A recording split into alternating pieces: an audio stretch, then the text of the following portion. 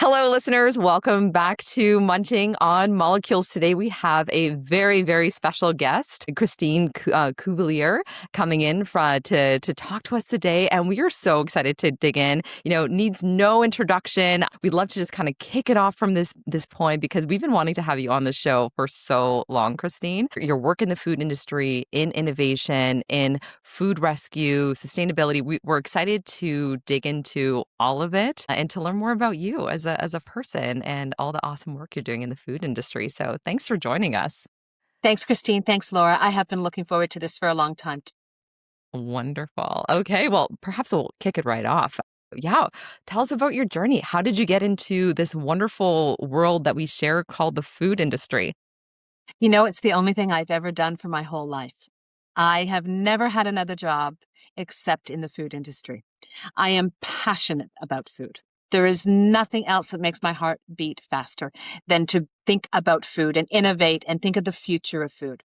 I've had a really wonderful culinary career and a culinary journey. I started in Toronto working at a very famous Italian restaurant way back when, over almost 45 years ago. I then had a catering company for a decade. And then I moved into the world of product development. And if you had asked me then what product development was, I would say, I don't know what product development is. But I was asked to become the executive chef of President's Choice brand products. So the mantra then was food means the world to us, and it really did. And it was an honor to be able to work with that team and to bring tastes from around the world to consumers' dining room tables. I then became the director of culinary and beverage and executive chef for Cara Operations across Canada. And at that time, it was Milestones, Montana's, Outback, Swiss Chalet, airports. My same culinary crystal ball was used to think about the trends that were happening and how they could be matched to the brands, to the menus, and to the diners at those establishments across the country. I've always spent a lot of time thinking about the next generation of culinary professionals, and I was asked to become the chair of the Chef School of George Brown College in Toronto to really guide the next generation of culinary professionals and work and mentor and inspire the fabulous faculty. I loved my time at George Brown. I then moved back into the world of product development because my brain couldn't shut that off. When Unilever asked me to join them around the world to work on brands like Hellmann's, Bertolli, Knorr, and Lipton, both food service and retail. One of the greatest learnings about that job and the opportunities of that job was to be able to think about the palates in different regions around the world. So if we were making a flavored Hellmann's mayonnaise, but launching it in Amsterdam, I would spend time in grocery stores, in gourmet stores, in consumers' homes in those regions, and really find out what they were cooking and what were in their cupboards. And we could tweak the recipe to speak to them. Same as if you were launching it in Austin, we would do the same. It was a great, great learning. I then became the first director of culinary strategy at Maple Leaf Foods. During that time, it was pork, poultry, Olivieri, and Canada bread. And Maple Leaf was such an innovative and future-forward company. I was able to work on a fabulous project for Maple Leaf. There's something called the Think Food Center for Maple Leaf, and it is based just outside of Toronto. Well, it didn't exist until I got there, and it was my project to be able to design and build the Think Food Center. And I visited innovation centers around the world and borrowed with pride ideas that worked, matched it with the needs of Maple Leaf and its customers, and we built the Think Food Center.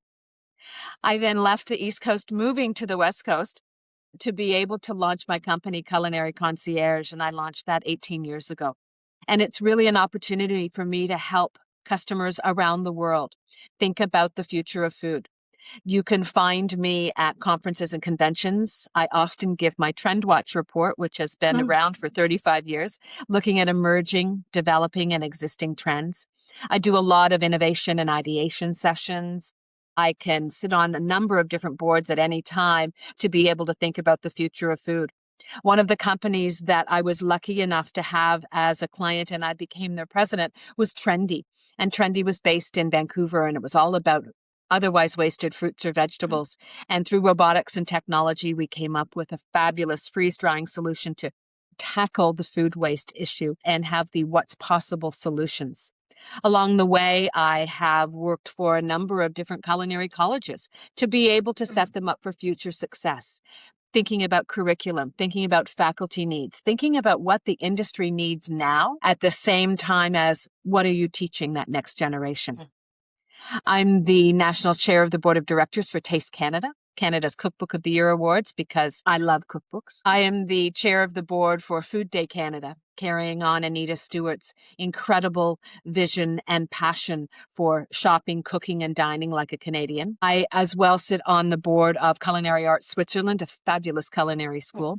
So I'm passionate about food. You can find me Certainly. talking about food anywhere. Or sensing that. It's just coming through the screen, which is amazing. And there's so much. There's so I certainly don't want to stop because it's really exciting to hear about your journey and what a wild, wonderful, amazing journey in this industry and so diverse. I'm so curious, like from what was that moment that you knew you wanted to get into the food world? Like what was that seed moment? Or a dish. I don't know. Or a dish moment. Love to hear about that as well. When I grew up, my family was always very food centric. Grandparents and parents and sibling. And, we were always thinking about food. We were always cooking great food and experiencing great food. So it was just natural, I think, that I sort of found my way into it. I think that there wasn't one dish, but of course I did fall in love with Italian food in a great way. There wasn't one dish that changed my mind. I assumed I would always be in the food business. To have moved into the world of product development and really understanding what that means and how that really sets the food that we will see in gourmet and grocery stores is an honor. I often talk to culinary students around the world and remind them that not every one of them, when they graduate, will be an executive chef at a restaurant. And not every one of them would be on the Food Network. And not every one of them will be, a Michelin star chef. But you can be a food scientist, a product developer. You can be a food photographer. You can be a food blogger. And you are contributing to this food industry that just is such a nurturing place. And really, it's a really small industry. Inevitably, everybody will say, oh, I know that person. I had dinner with that person. And it just makes like a big family. It's also one of the near and dearest things to my heart that you spread the word of culinary pathways, the different pathways. And we see this a lot when we interview our guests on the podcast, how different the journeys are to get where they are, and helping the new generation of culinary professionals or even food scientists in the space really knowing about product development. It's something that I cherish a lot. And to be able to showcase this different pathways or journeys that a lot of food professionals get into. And I love that you're sharing that and you're helping a lot of these students open their eyes to different things that they can take on depending on what they love. But what really got me when you're talking about your journey, you talked about peeking into those cupboards, those in-home use tests, or maybe if you could dive into that and how that sort of because it is a part of product development, it's a part of innovation. And if you could share that just for our listeners, what that means, listening to the consumers and understanding what some of those trends are and perhaps moving into your trend reports. That's a great question.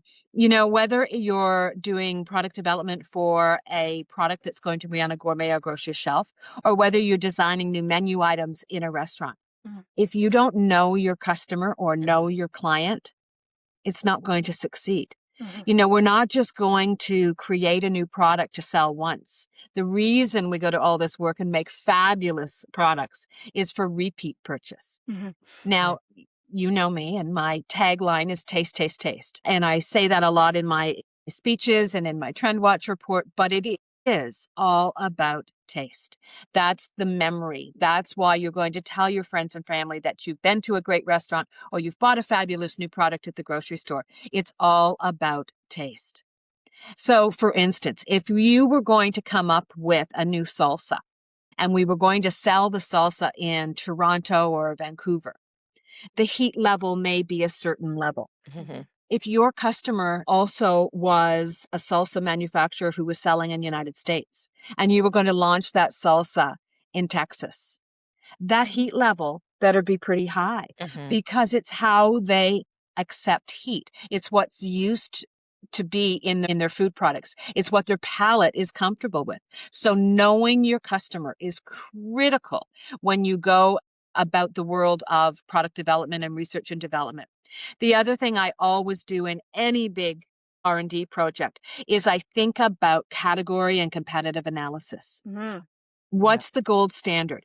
Who makes it the best? So if you're going to make a pasta sauce that you think is reminiscent of being in Florence, well, who makes it best in Florence? And what products are on the shelf there? And what nona in Florence makes this perfect pasta sauce? So you can take those attributes of that sauce and you can match it with whatever company you're working for, whatever brand you're working for, and you can match it to those attributes and come up with a sauce. Speaks to the client, talks to the brand, but is matching to the gold standard of the authentic product somewhere in the world. So it leads to, a lot of people say to me, wow, you come up with these trends. Well, I don't come up with these trends. I am, the book that says, here's the top 10 trends doesn't arrive in the mail.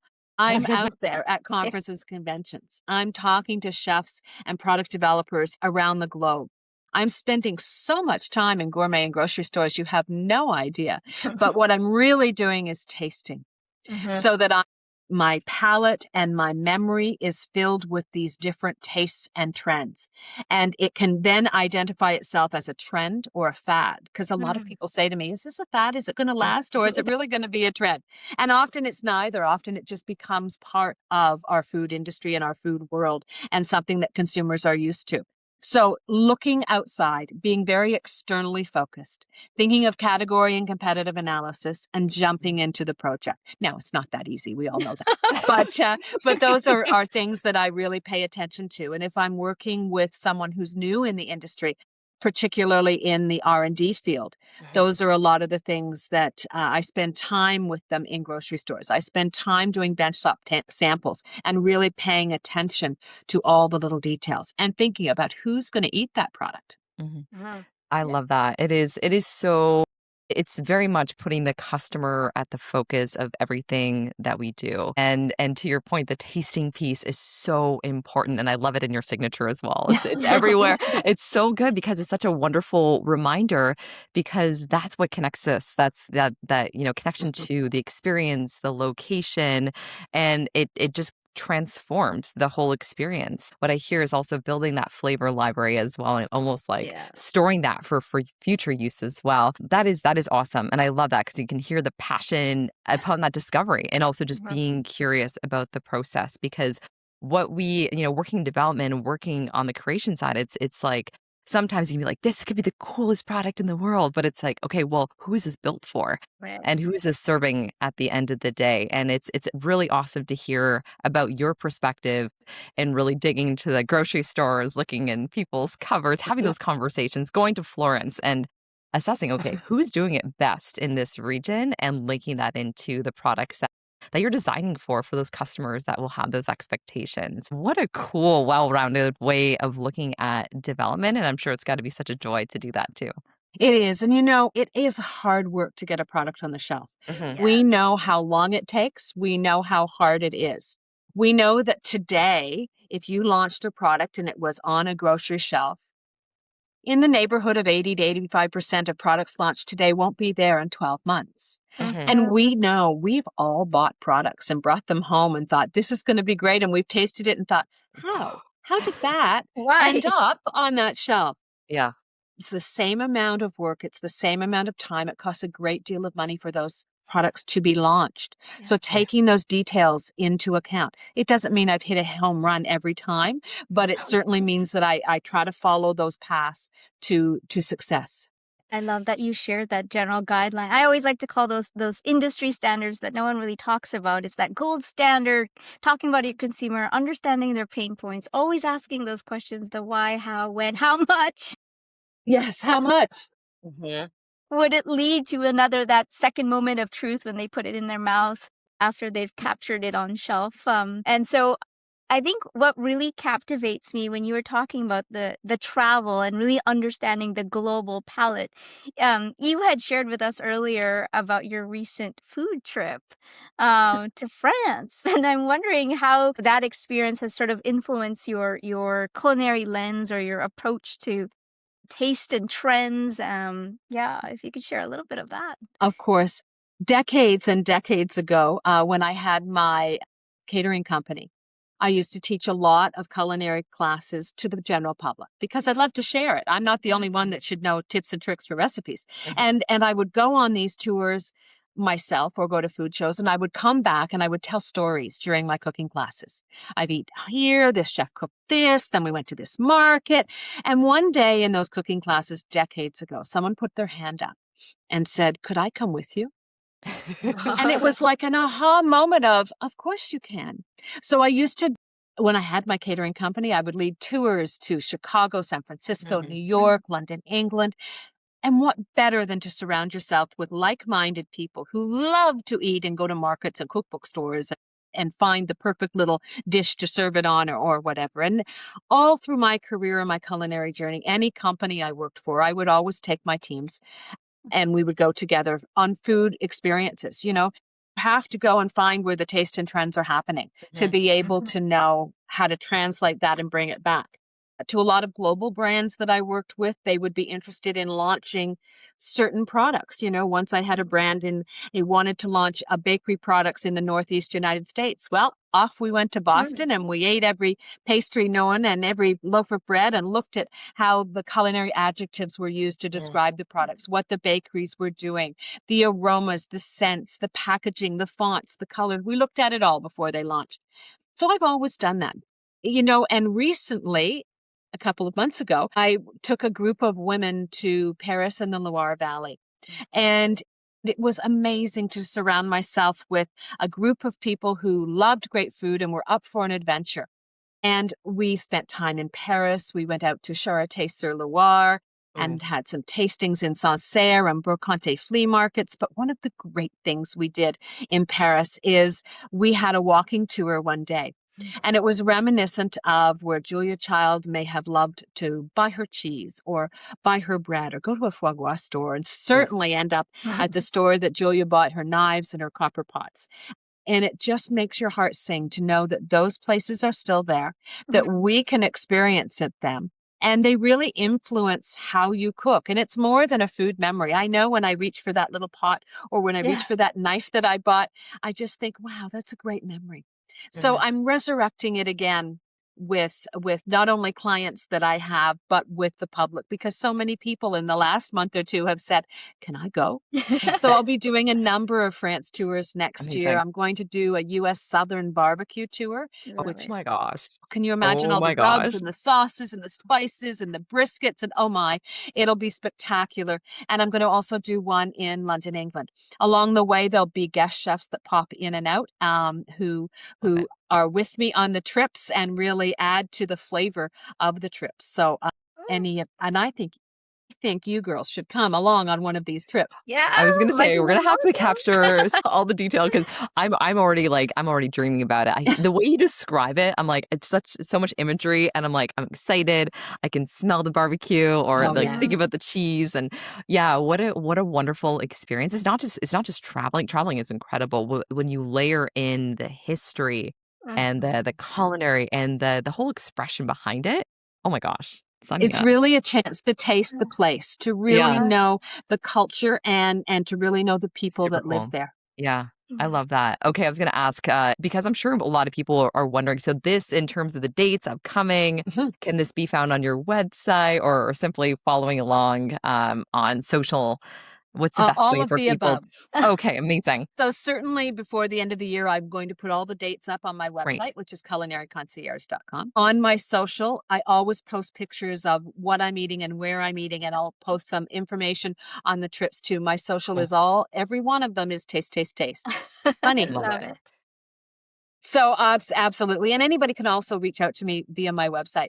I Mhm, have a lot of people who have said, "I love that you're doing that. I have, 3 or 4 couples that want to go or a group of girlfriends that want to go." mhm. And of course, we can customize anything.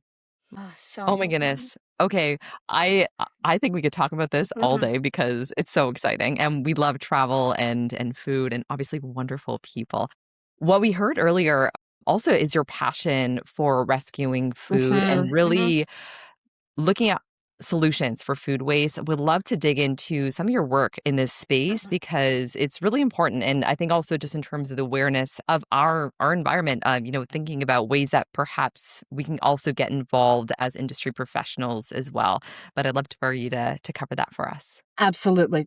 Thank You you. know, I was very, very pleased to be able to work with Trendi, who were the gold standard and who were really groundbreaking in their solutions and in their search for starting discussions, for thinking of solutions, providing options. One of the things that I like to use is rescue rather than waste, because a lot of people will think, oh, it's waste. We can't turn it into anything. Well, absolutely wrong. It's rescuing it. We know that every country and every company deal with food waste. We're not just talking about a little bit of carrot trims off the top of a bunch of carrots. We're talking about hundreds of thousands of kilos of food at the farm level that goes to waste. Canada is not good in that department.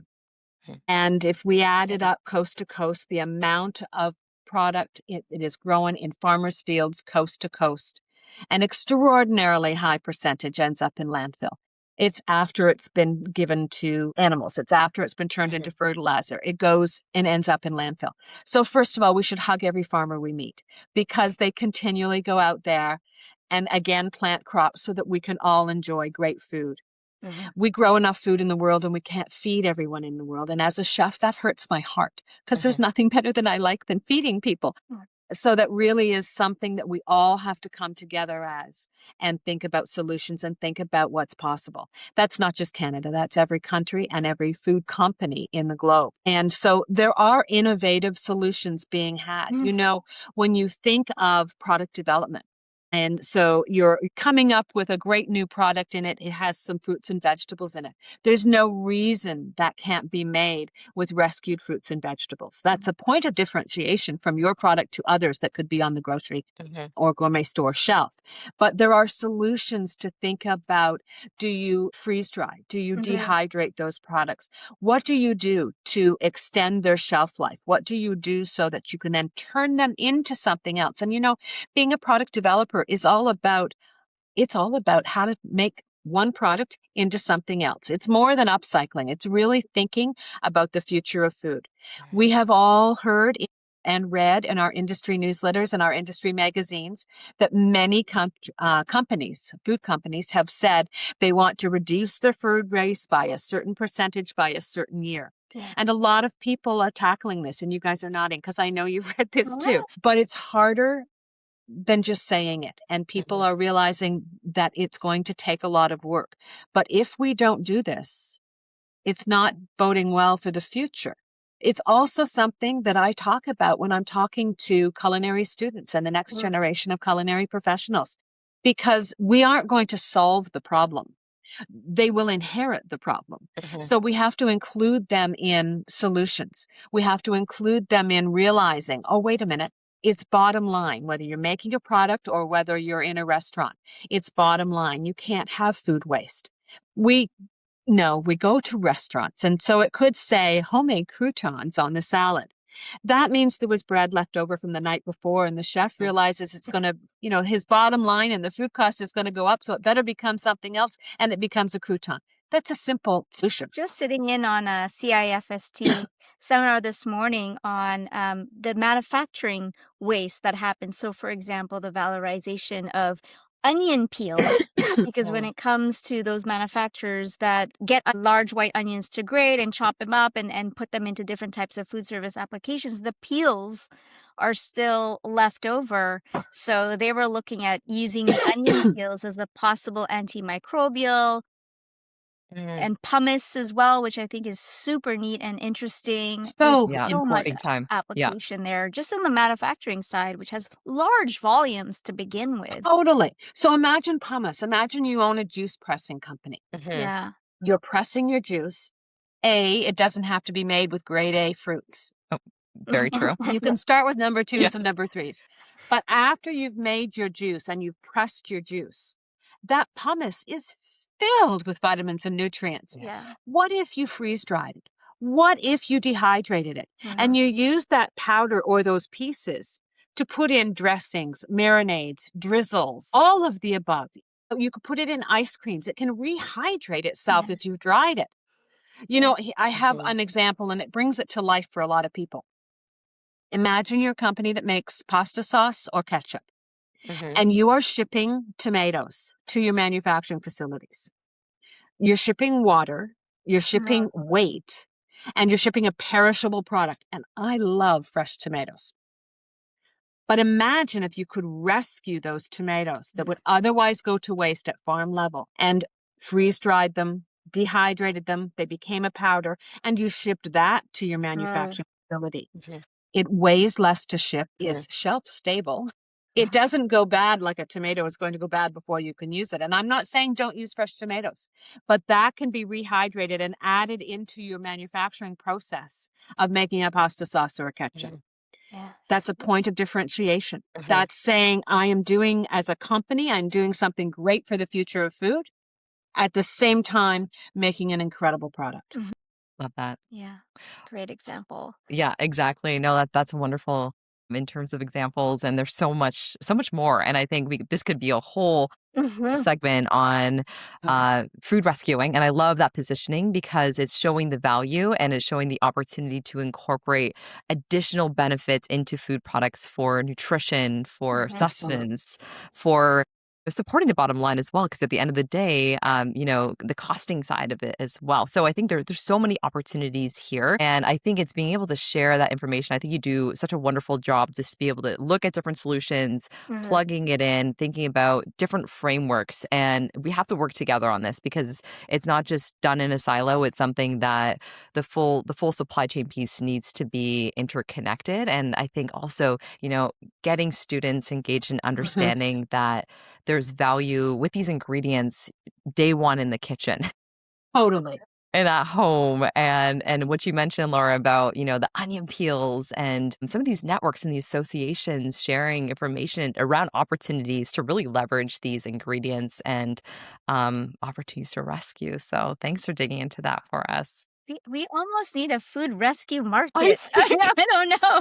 Exactly. Some sort of, Yeah. like a trade This show is or a conference. trade show, conference, like Yeah, all the booth. different Yeah. pathways in. I know there's exciting work being done on the more the hospitality side. A few different chefs definitely in that space talking about how to leverage every single piece. A couple come to mind, but yeah, I think Totally. there's yeah. You go to trade shows, whether it be, I don't know, Expo West or a fancy Yep. food show, Mhm. and you walk miles and miles of booths and you have wonderful experiences. And it shouldn't be the odd product that you see that is made with rescued ingredients. It should be rising numbers that use rescued ingredients. So Mhm. I would love to see a change in the next 3 to 5 years when we go to trade shows, that it becomes not a norm, but that people have gotten to that point. Instead of pointing out one or two products that, wow, they're made with rescue. Mhm. You know, we have to do something. It is the future of food. Yeah, Yeah, I agree. definitely. Oh my goodness. Okay. Shall we? Shall we switch tracks a little Let's do bit? it. Let's do it. Okay. It's wild. We're at the end of 2025. I can't believe it. What a ride. We are to 2026. Christine, what are you excited about? What are some of these, plans that you have that you'd like to share with the audience here, and perhaps ways that they can also get involved as well? Exactly. I agree with you. I don't know how it became almost the end of the year, Crazy. but here we are at the end of the year. So people will see me around the globe doing a lot of conversations and talks next year.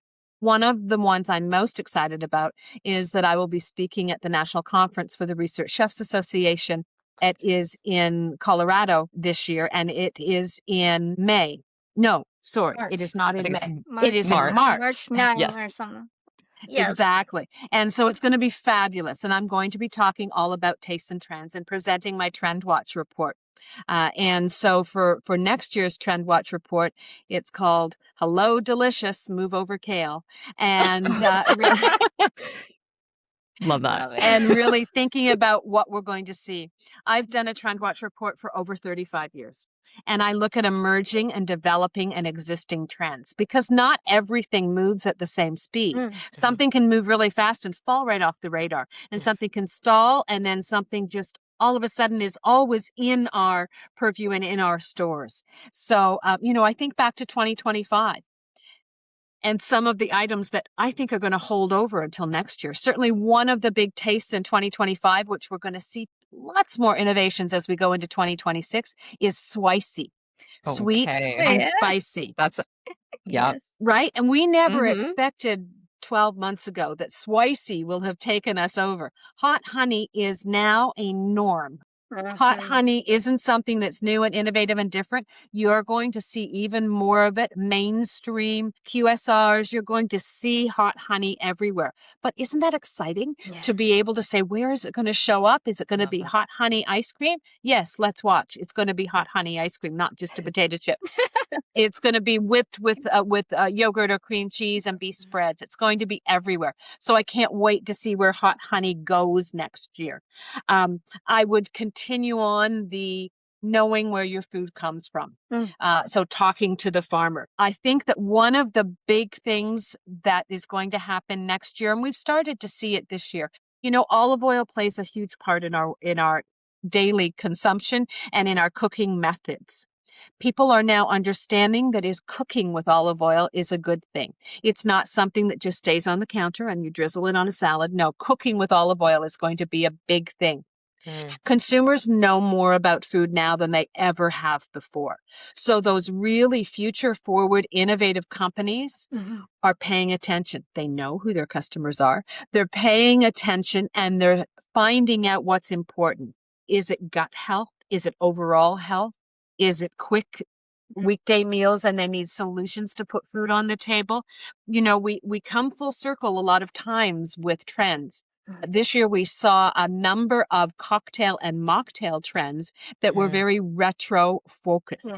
Lychee martinis, rhubarb vespers, thinking about those flavors from a long time ago that have come back. We're going to see much, much more of that as we go into next year. Oh. Packaging plays a huge role in trends, right? I was going to ask, yes. Oh, can you dig into that a little bit for us? What are your thoughts there? Again, consumers know more than they ever have before. So putting that information on a package for them is critically important. As product developers and marketers, we must be able to entice consumers in grocery and gourmet aisles without us standing beside them. We have to have those products tell the story without us there. And food that has a story tastes better. Absolutely. If it has a food memory or if it tweaks a food memory, it's going to taste better for a consumer. So think about culinary adjectives. Think about tips and tricks. Think about solutions-based recipes that can be on your website to be able to tell a consumer how to use that product when they get home. Critically important. Pushes purchase, pushes repeat purchase. So we've gone through the black packaging. We've gone through the white packaging. We've gone through photos. We've gone through a lot of different things. This year, we're going to see a lot of bright, colorful packaging that pop, that stand out from the shelf. Imagine the potato chip aisle, or imagine the granola bar aisle. How big those aisles are in a grocery store. And it's a Massive. sea. And how are you supposed to, as a consumer, pick off one versus the other 50 in that aisle?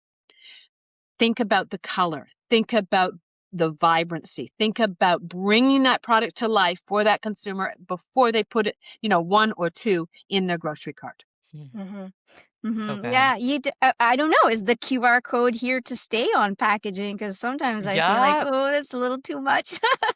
I know. It's pros and cons, isn't it? Yeah. If we had done this podcast 20 years ago, we wouldn't be talking about QR codes. And we always found a way to be able to talk about those products and get consumers excited about them. But it is another opportunity to share the story. Yeah, I love it. The narrative and enticing the push and pull of marketing, right? Exactly. Even as a product developer, when we go to food shows and conferences and walk up and down all the aisles, what makes us stop at a booth? And what makes us absolutely walk past a booth? It's the same message that consumers are going to get in a grocery store. Yeah. Absolutely. Yeah. It's a great reminder. And I'm so excited for the potential of colorful packaging and vibrancy. I know that myself as a consumer, I'm so drawn into that and that storytelling piece. I love that that's here to stay because there's such a great story behind our food. And well, there can be, right? And I think to be able to clearly articulate that, and I think there's going to be a whole side on how to develop that story as well, so that you can articulate that message that is truthful, of course, and then that resonates with your consumer. Exactly. I think back to, we talked about gold standards today. Back to when Whole Foods was coming onto our scene in the food world. And they were changing how they marketed, how they displayed, how they talked about, how they innovated food. And I remember one of my very first visits to a Whole Foods was at the head office and number one store in Austin, Texas. And as I walked around the grocery store, there was a little counter in the seafood section, and you sat on a chair and they handed you a glass of wine, and a chef cooked you up a little bit of cod or halibut or a shrimp and put a little sauce on it and handed it to you. And I thought, wow, I want to buy that product. I want to buy that sauce. And the same thing was repeated in the dessert counter, in the produce section. At the back of the store, there was smoke coming from this smoker, and they had brisket back there, and they had different sauces and rubs. It was a way to entice consumers. Translating that couldn't happen at every Whole Foods. One of the very next Whole Foods I went to was in New York City in Columbus Circle. And around the top of the walls were words: sear, sizzle, braise, drizzle. I thought, they've got it. They're getting consumers excited about what that food is going to taste like, sound like, look like when they get it home. So let's, we're going to see more of that because it's coming full circle again. We have to bring them to life. Again, that resurgence of the trends back in the day, right? He's always coming full circle, and you see that in fonts too, on packaging, and how that translates into, you talked about the Vespers and packaging, and how that translates now into packaging in terms of the vintage fonts. I find that so fascinating. Trying to capture the consumers on shelf, right? It's always a hard thing to do when it comes to packaging. Exactly. Yeah, I think we're very close to the end of our podcast, and I do want to keep continuing, but we have a couple more questions that we do want to touch base on, Christine. And it's more so on your culinary journey and how you got here. And I love asking this to our guests. Is there someone that you'd like to shout out to or recognize, mentors or collaborators who shaped your own personal journey? There are so many. I'll just mention a few. One of the first people who recognized, and this is a very long time ago, who recognized that I had a passion for this industry was a gentleman by the name of Vittorio Massi. And Vittorio owned a restaurant in Toronto that was very famous called Vittorio's Osteria. And he looked at me one day, knew I loved food. I walked past the restaurant because I lived upstairs next door. And he said to me one day, if you want to learn, I'll teach you. And it was a gift. It was a gift that he had, that he gave me that opportunity. And so I think of him often and know that he paved the way. I think of all the team members I have had the absolute privilege to work with, and all the leaders I've learned from along the way. One of the best, and I still think often that it did change the direction of my career, was Robert Chanot. And Robert was the head of President's Choice brand when I became the executive chef. An incredibly passionate for food human being who again shared his passion and journey with me. And I still speak to him and remind him of it often. And that's one of the reasons that when I think about who changed my life, I spend a lot of time mentoring and guiding people in this industry. So when people reach out and ask if I will be a mentor, I'd say yes. If I can help guide them, if I can help steer them, if I can just have them love this career as much as I do, I consider it a privilege to be able to do that. And it's sort of a, how am I going to leave this industry that's done so much for me? So giving back is one of those ways. I love that. Thank you for sharing. It always makes a difference when that one person puts a chance, like really thinks about you and puts a chance on you and gives you that opportunity, and that you're giving back to our community. That's so nice to hear. Yeah, absolutely. Definitely. I think after this podcast, you're probably going to have a lot of people reaching out. That's okay. What better than to talk about full food? roster of interested minds. Yeah, no, this is awesome. And what a wonderful way to experience someone, really pouring into your life and inspiring and giving opportunity and then doing the same for the next gen. That's incredible. What a wonderful way to look at this career and give back. Oh my goodness. We are coming to the point of the conversation. It's more of a tradition on the podcast where we like to, we're pulling a question from a previous guest, and this guest being Chef Jill Hook. And she is amazing. We had her on not too long ago, and her question, thought-provoking question is, what is your superpower? It's something that I didn't point out, but someone pointed out to me. It's second to tasting because I have this palate that, at a dinner party, someone will hand me a fork with food on it and say, what's in it? But that's not a superpower. That's just something I do. My superpower is being able to gather and build teams that strive together, that work together, that set goals and achieve goals for both the company and themselves. It is a superpower that I have, and I've never wanted to be an HR department, but in a lot of ways, I become HR departments for my clients because I can think about what skill sets and what personalities are needed to get to their goals. I can help them build those teams. I can mentor and guide and inspire those team members to be the best that they can be. Oof. Uh, That's a powerful superpower. That's Yeah. huge. Yeah. Yeah, because that changes so much about that creates a culture. That creates a Absolutely. culture within an organization where people feel engaged and you can have purpose in your work, which is Totally. huge. Yeah, and it goes beyond work, it goes into your life, which Yeah. is huge. So, oh wow, that's a cool superpower. yeah. Love And that. that long-term up strategy for the company Mhm. too, right? It Yeah. ensures that they're there, and you support all the different innovation as well, right? Yeah. Because that Exactly. helps creativity as well, and giving them the being that having them empowered to make those decisions on their own. Totally. Yeah. Yeah. Well, it's your turn to ask our next guest without knowing who the next guest is. What is your question that you'd like to leave for them? I love that you guys do this. I think it's fantastic. My question would be, what food and what guests have you always wanted to gather around the table? Ooh. Because that's part of the joy of my life is cooking for friends and family and gathering people around a table, whether it be my table or out at a restaurant or somewhere. So I'd love to hear people's stories about what they want on their table and who they want around their table. Oh, that's a good one. Love it. Love it. Love it. Thank you. My gosh, Christine, this conversation has been such a feast. This has been so amazing. Thank you so much for your time, your insights, your expertise, and all the work that you're doing in the food Mhm. industry to bring us together on so many different levels. Yeah, we're so excited for 2026 and what this year ahead for you looks like and how people can get involved. And oh my gosh, those tours don't even get me started. Thank you so much. And yeah, we're so grateful for this time together.